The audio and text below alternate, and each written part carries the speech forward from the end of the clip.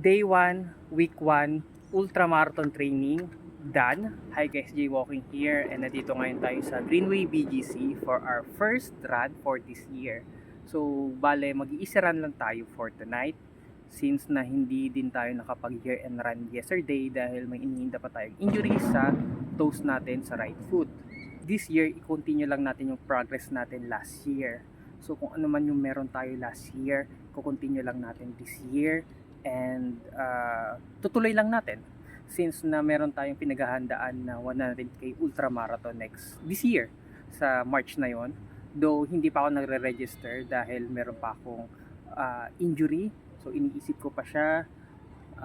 Magre-register na lang siguro ako kapag okay na yung injury ko and pero i-continue pa rin natin yung training natin kasi yung training andyan lang naman, yung registration andyan lang naman yon, pero yung training sa katawan kailangan na nating umpisan this day dahil that's a 100k ultramarathon. So nagawa ko na yung ultramarathon na 100k last year and na-experience ko na hindi siya madali guys. So kailangan kong mag-training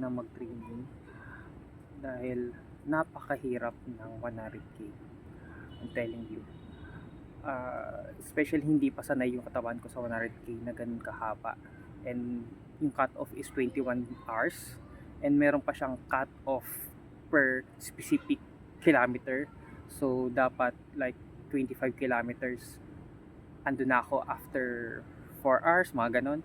So dapat kung ma-reach yung certain specific kilometer within specific time para makapag-continue ako.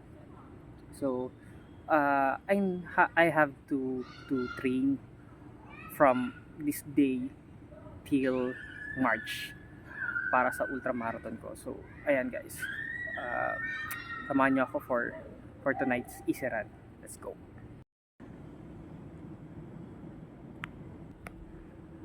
Day 1, week 1, ultramarathon training done. So nakapag 5k easy run lang tayo for tonight. Okay na yon. And tomorrow naman magpa 5k ulit tayo until maka-recover tayo unti-unti since na may injury tayo. Ayaw naman nating biglain yung sarili natin.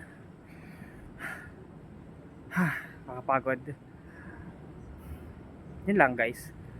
See you tomorrow. Bye.